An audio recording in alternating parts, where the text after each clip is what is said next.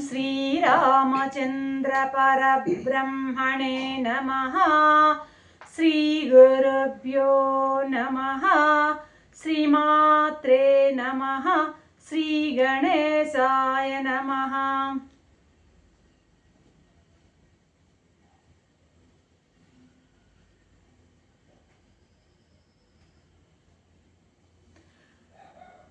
ప్రియాత్మ బంధువులారా, యోగ వాసిష్టం నిర్వాణ ప్రకరణము 587వ భాగం చూడాల సికిధ్వజునికి బోధ చేస్తోంది.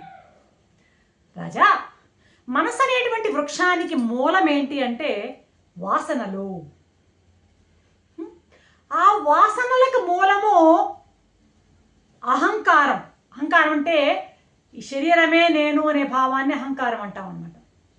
అహంభావం అన్నమాట. నేను అనేటువంటి ఆ భావమే, అహంభావమే అతిపెద్ద వాసన. ఆ అతిపెద్ద వాసన నుండే అన్ని వాసనలు బయటపడతాయి, వెలువడతాయి. ఈ వాసనలో వృత్తులుగా మారుతాయి. ఆ వృత్తులే మనస్సు రూపంలో తయారవుతుంది అంటూ నిన్న చెప్తూ ఉన్నటువంటి సందర్భంలో ఉన్నాం అన్నమాట. కాబట్టి ఆ అహంకారం దేహమే నేను అన్నటువంటి అహంకారం అంటే ఇక్కడ ఏంటంటే దేహమే నేను అన్నటువంటి భావమే అహంకారం అంటాం. అహంకారం అంటే ఇగో అని గర్వం అని అది కాదు. దేహమే నేను అనేటువంటి అంటే అహం, కర్తృత్వ భోక్తృత్వాలతో కూడిన దాన్ని అహం, జీవభావం అన్నమాట. ఆ అహంకారం, ఆ జీవభావం, కర్తృత్వ భోక్తృత్వాలతో కూడినటువంటి ఆ భావం వెలుపలికి వచ్చి, అహం వెలుపలికి వచ్చి, ఆ నేను అనేది వెలుపలికి వచ్చి ఏం చేస్తుంది? ఆ చుట్టూ ఉన్న ప్రపంచంలో నామరూప క్రియాత్మక జగత్తులో ఉన్నటువంటి ఆ విషయాల నుండి అనుభవాల కోసం ఎదురు చూస్తూ ఉంటుంది. అహము తన చుట్టూ ఉన్న మమ, నాదితో వ్యవహారం పెట్టుకోవడానికి ఎదురు చూస్తూ ఉంటుంది. అహంకారం వెలుపలికి వచ్చి అనుభవాల కొరకు ఎదురు చూస్తూ ఉంటుంది. ఇప్పుడు అహం నేను అన్నప్పుడు నాది అనేది అనుభవానికి వచ్చి తీరుతుంది. ఇప్పుడు అహం, ఈ అహానికి ఇదానికి నాది, నేనుకు ఆ నాదికి. ఫర్ ఎగ్జాంపుల్, నేను అది నా వస్తువు, ఆ వస్తువుకి నాకు ఉన్న లావాదేవీ సంసారం అనుకో అని తెలుసు, మనకు ఎన్నోసార్లు చెప్పుకున్నాం. నేను అన్నప్పుడు నాది అనేది ఖచ్చితంగా అనుభవానికి వస్తుంది. ఇది నా వాచి అనుకున్నప్పుడు దానికి సంబంధించినటువంటి అనుభవం, ఇది నా ఫర్ ఎగ్జాంపుల్ నా ముందు బ్రేక్ఫాస్ట్ ఉంది, ఇది నాది అనుకున్నప్పుడు ఆ పదార్థం తాలూకు అనుభవం నీకు కలిగి తీరుతుంది అన్నమాట. నేను అన్నప్పుడు నాది అనేది అనుభవానికి వచ్చి తీరుతుంది. అర్థమవుతుందా? ఆ అనుభవాన్ని కనుక నిశ్చయం చేసుకుంటే అది బుద్ధి అవుతుంది. ఇక్కడ ఏంటంటే మనసు, బుద్ధి, చిత్తం, అహం అంటే ఏందో ఒక్కసారి చూచాయిగా చెప్తూ ఉన్నది చూడాలి. దాన్ని నిశ్చయం చేసుకుంటే అనుభవం నిశ్చయం చేసుకుంటే బుద్ధి అవుతుందట. అది ఏదైనా సరే అది ఫీల్ అయితే అది చిత్తం అవుతుంది. ఇది నా అనుభవానికి వస్తున్నది కదా, దీనిని నేను అనుభవిస్తున్నాను కదా అని కనుక ఫీల్ అయినప్పుడు అది ఏమవుతుందంటే ఏమవుతుంది? అది అనుభవ రూపంగా మారిపోతుంది.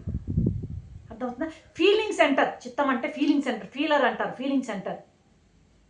ఇది నాకు అనుభవానికి వస్తుంది కదా, దీన్ని నేను అనుభవిస్తున్నాను కదా, అనుకునేటప్పటికి అది అనుభవ రూపంగా మారిపోతుంది. ఫర్ ఎగ్జాంపుల్, నా ముందు బ్రేక్ఫాస్ట్ ప్లేట్ ఉంది, దాన్ని శుభ్రంగా అది నాది, నేను ఆ నాదితో సంబంధం కలుపుకున్నాను, తిన్నాను, లోపలికి వెళ్ళింది, చాలా రుచిగా అనిపించింది, అది అనుభవ రూపంలోకి మారిపోయింది అనమాట.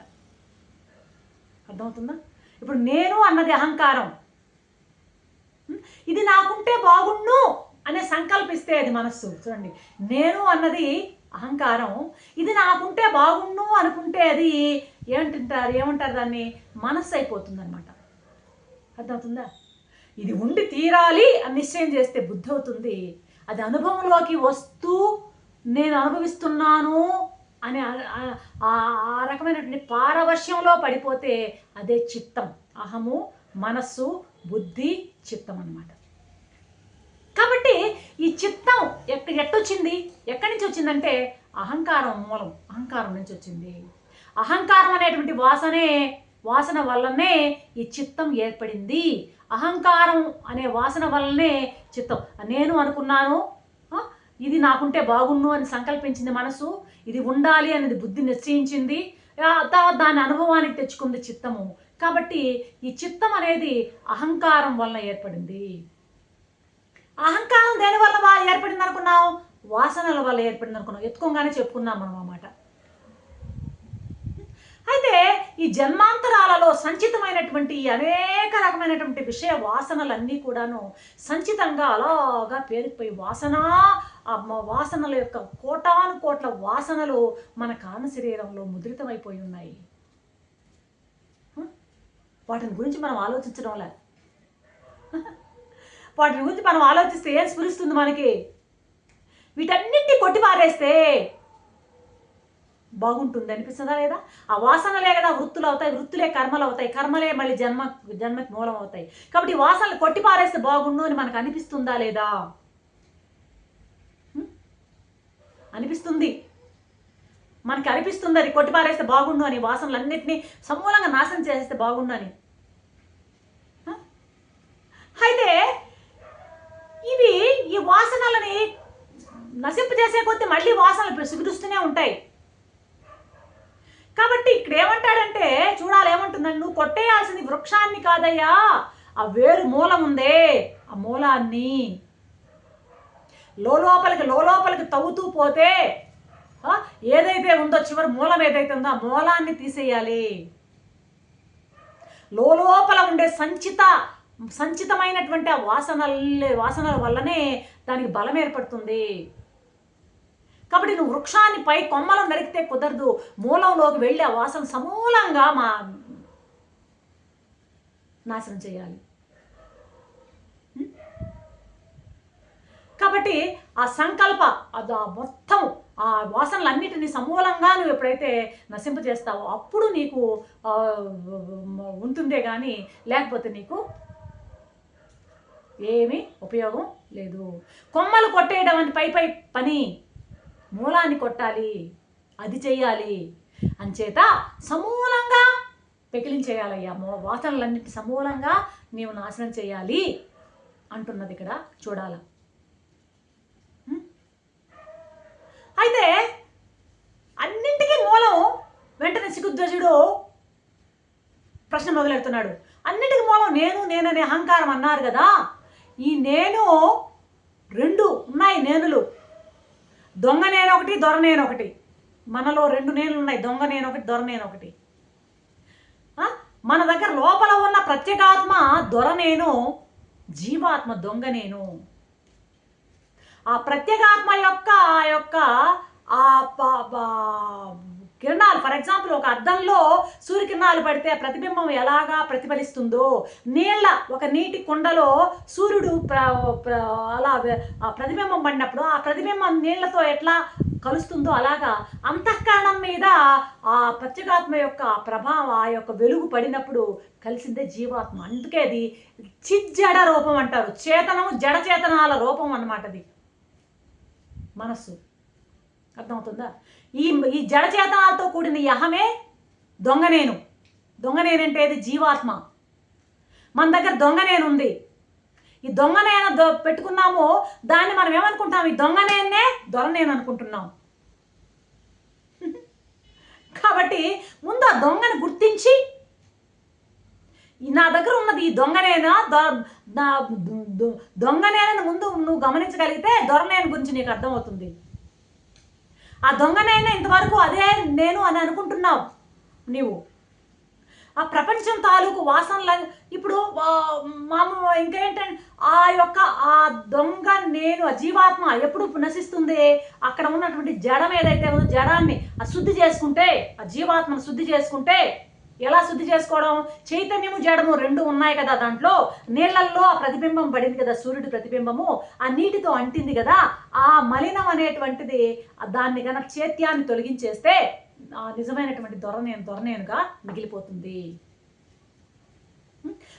ప్రపంచాల తాలూకు వాసనలన్నీ గనక కూడుకున్నటువంటి జ్ఞానం ఏది? దొంగ నేను. ఏది? ఈ జీవాత్మ. అది ఉంది మన నేను నేను అనేదాన్ని మనం దేన్ని అంటున్నామంటే జీవాత్మ అంటున్నాం, ప్రత్యేకాత్మని కాదు. అంటే నాది ఒకటి ఉంది, నేను ఒకటి ఉందన్నమాట. నాదికి నేను అనే దానితో సంబంధం ఉంది. ఈ నాదికి ఆ ఇదానికి అహంతో సంబంధం ఉంది. ఎప్పుడైతే ఈ అహము ఇదంతో సంబంధం పెట్టుకుందో ఈ వాసనలన్నీ క్రమేపీ పెరుగుతున్నాయి. కాబట్టి ఈ దొంగ నేను పరిశుద్ధం కావాలి. పరిశుద్ధం ఏంటి? దాంట్లో ఉన్న చైత్యం వెళ్ళిపోవాలి. ఆ జడ చేతనాల కలయికన్నా కూడా జడం వెళ్ళిపోవాలి, చైత్యం వెళ్ళిపోవాలి,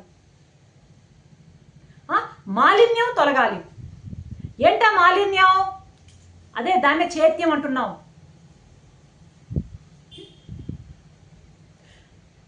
ఏంటా మాలిన్యం? అక్కడ దేనిని మనం సృహలో పెట్టుకుని బతుకుతున్నామో ఆ పదార్థం తాలూకు ఆలోచనలన్నీ మాలిన్యమే. ఆ ఆలోచనలు ఏవి రాకుండా, స్పందం అనేది లేకుండా, జ్ఞానంలో అలాగే మనసు అనేది పనిచేయకుండా, వృత్తులు అనేవి లేకుండా, వాసనలు నిర్మూలనమయ్యి వృత్తులు కాకుండా, మనసులో చలనం లేకుండా జ్ఞాన స్వరూప స్థితిలోనే ఉండగలిగితే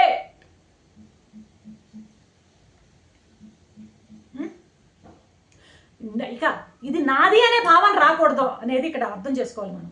ప్రపంచంలో నేను నాది అనే నాది కూడా నేనే అన్నటువంటి ఆ అభిప్రాయం దృఢంగా నీకు రావాలి. నాది కూడా నేను అనే భావం నీకు దృఢంగా కావాలి. అది ఇక్కడ ప్రపంచాన్ని శుద్ధి చేయాలి అంటున్నాడు. నామరూపక్రియ శుద్ధి చేయడం అంటే ఏంది? ఆ నాదిని అంతటిని నేనుగా గుర్తించడం, విషయాలని శుద్ధి చేయడం అంటూ ఆపుతోంది. చూడాలా రేపటి ఎపిసోడ్లో ఏం చెప్తారో చూద్దాం. అంతవరకు సెలవు. సర్వం శ్రీరామచంద్ర చరణారవిందార్పణం. ఓం